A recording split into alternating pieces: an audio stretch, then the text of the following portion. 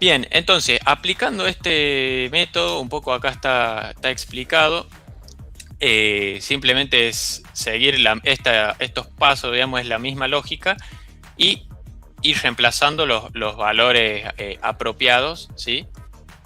Para poder obtener los coeficientes.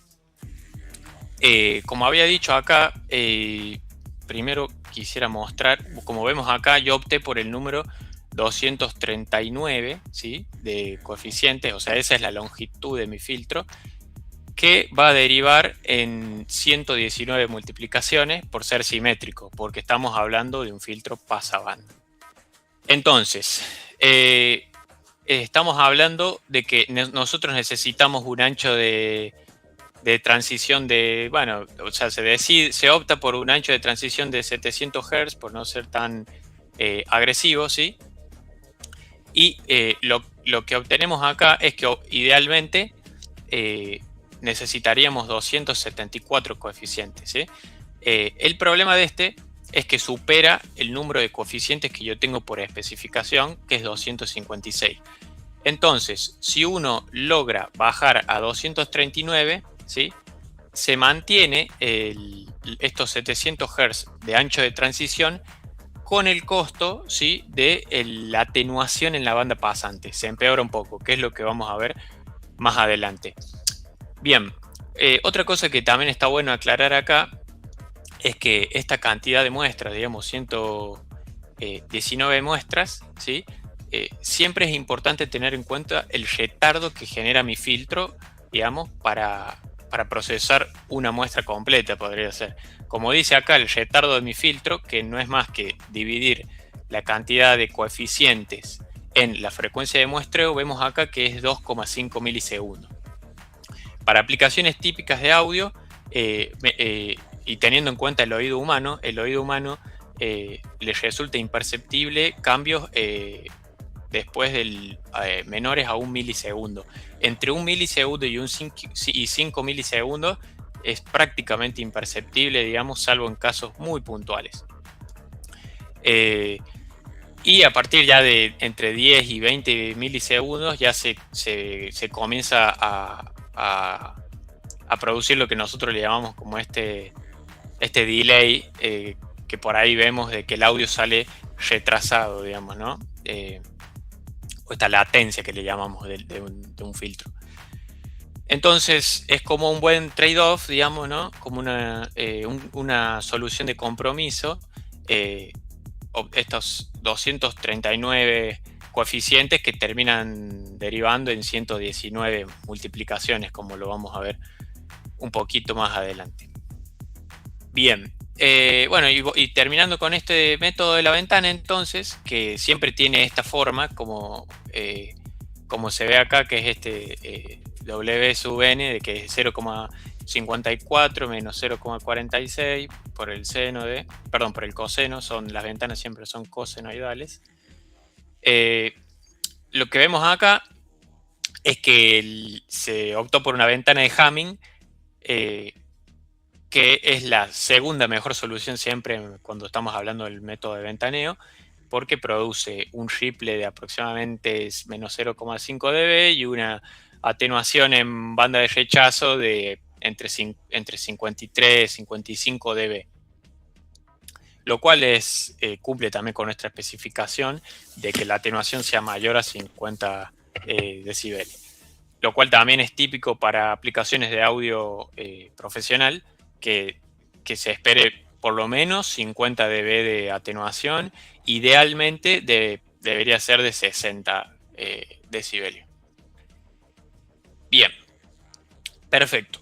Bueno, ahora vamos a ir un poco más a la cuantización que se eligió, a la cuantización que se hizo, que acá hay varias cosas para decir. Principalmente vemos que se usa una palabra, bueno, que el filtro este se desarrolló en punto fijo, también para optimizar operaciones y hacer distintos tipos de optimizaciones, como vamos a ver más adelante, también usando distintas instrucciones optimizadas que tiene el procesador, que es lo más interesante, digamos, de este trabajo, en mi opinión.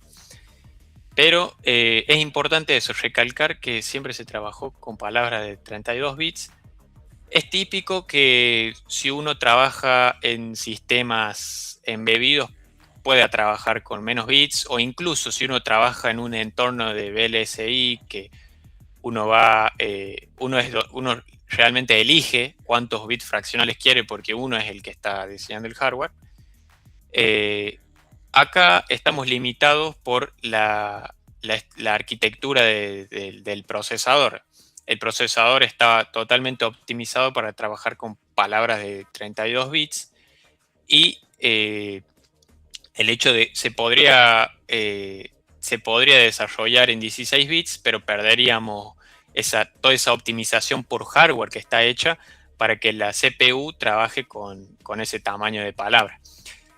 Bueno, y lo importante de acá es decir que se eligió este Q1.31, lo cual quiere decir que hay un bit de signo, o sea que trabajamos claramente con todos los valores signados, y 31 bits de fraccionales. Esta representación, ¿sí?, presenta una resolución muy, muy interesante, que básicamente es 1 sobre 2 a la 31, que me deja en el orden de 10 a la menos 15 aproximadamente.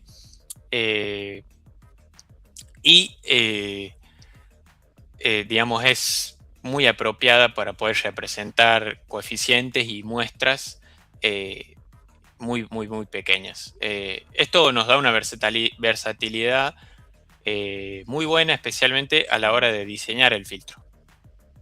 Sí, inclusive creo, no estoy muy seguro, pero me parece que el Q31 es lo que se utiliza para profesionales, ¿eh? Sí, eso lo iba a decir. Eso lo iba a explicar un poco cuando explique los formatos de archivo, especialmente el que se conoce como Wave, que es uno de los estándares, que usualmente se usa el Q1.31. Perfecto. Sí, gracias, profe. Bien, bueno, y acá también otras cosas importantes que podemos ver a la hora de comparar filtro FIR con IR es que la sensibilidad a los coeficientes que tiene es baja, y que principalmente esto es lo más importante, que el error acumulativo que se genera en la cuantización es lineal, comparado al IR, que es exponencial, digamos. Los IR pueden ser desde lineal hasta totalmente exponencial, ¿no? Entonces, pero, digamos, si uno hace un diseño defectuoso o incluso juega en el límite del diseño, este error puede traer complicaciones en el sistema. Bien. Bueno, perfecto. Otra cosa acá importante del Q1.31 es este SNR teórico que podemos ver acá, que es aproximadamente de 188 dB, que está sobradísimo para aplicaciones de audio, que si lo tenemos en cuenta para 16 bits suele ser de 90 decibelios, y de 24 bits, que es también obviamente otro ancho de palabra que se usa, es de 144 decibelios. Entonces, en ese sentido, también estamos bastante holgados. Bien, acá ya empieza lo que sería la cuantización y, por sobre todo, en realidad, las decisiones de diseño. Porque acá vamos a empezar a ver lo que se conoce como un simulador de punto flotante, donde se implementó el concepto de cross-check o, bueno, verificación cruzada. ¿En qué consiste esto? Uno, antes de ir a implementar su filtro en punto fijo, lo que quiere hacer por ahí es tener como una idea general de cómo se comporta su sistema en punto flotante. Es decir, sin tener en cuenta estos posibles errores de cuantización y todo lo que el punto fijo por ahí todas estas cuestiones que introduce los sistemas de punto fijo. Entonces, lo primero que se hace obviamente es desarrollar este simulador que en mi caso, digamos, opté por hacerlo con Python, porque usando esta librería NumPy, porque tiene la ventaja de que uno puede manejar los tipos de datos con una exactitud perfecta, digamos. Entonces esto te permite generar, no sé, flows de 32 bits, perdón, sí, sí, está bien, flows con ancho de 32 bits, por ejemplo. Y todas las operaciones son bastante veloces también, porque este NumPy en realidad es gracioso porque, bueno, si bien es Python, esta librería NumPy no es en realidad un C++ compilado que se comunica con el Python, digamos. O sea que es bastante veloz porque en el fondo es C, es C++. Bien. Perfecto. Bueno, una vez que este simulador dentro de todo estuvo desarrollado con distintas librerías también para poder hacer plots, lo que se hace acá es empezar a generar resultados, digamos, siguiendo estos mismos pasos que veíamos antes del método de la ventana, es decir, generando la respuesta ideal, generando el truncado, después multiplicando por la ventana de Hamming, obteniendo esta ecuación final, digamos, podemos calcular de forma muy sencilla los coeficientes en punto flotante. Entonces, acá es muy bueno hacer estas pruebas, ¿sí? Usando, por ejemplo, tanto la ventana de Hamming como la de Blackman. Porque esto sería como una forma de hacer como un prototipo del filtro, sin tener después en cuenta cuestiones mucho más relacionadas al hardware. Bien, entonces, acá lo importante es poder explorar, ¿sí?, todas las opciones de diseño y decidir, digamos, cuál sería la más eficiente, sin saber si eso después lo vamos a poder implementar en punto fijo, sí o sí, digamos. Son dos etapas distintas. Es posible que acá elijamos un diseño como óptimo y después en punto fijo nos demos cuenta que no es implementable o que genera un costo computacional altísimo o que la resolución no es apta, como pasó en este caso. Porque en primera instancia se eligió una ventana Blackman que es, digamos, en términos de la calidad del filtro, es la mejor opción, pero el problema es que los coeficientes generados, ¿sí?, como había dicho, tenían un orden, pero muy bajo.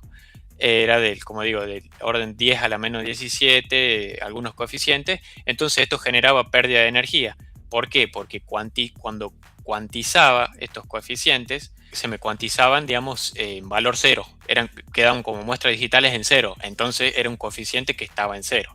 Por eso digo que había una pérdida de energía en el filtro y la señal salía muy atenuada y el filtro no funcionaba del todo bien. Bien, Pero, bueno, esto que... Sí. Pero, ¿por qué? ¿Qué estabas usando? ¿Estás usando truncado? ¿Qué estabas usando? ¿Por qué No, claro. ¿No alcanzaste a ver por qué te pasaba eso? Sí. Es por lo que digo. Yo cuando cuantizo tengo esta resolución de 1 sobre 2 a la 31.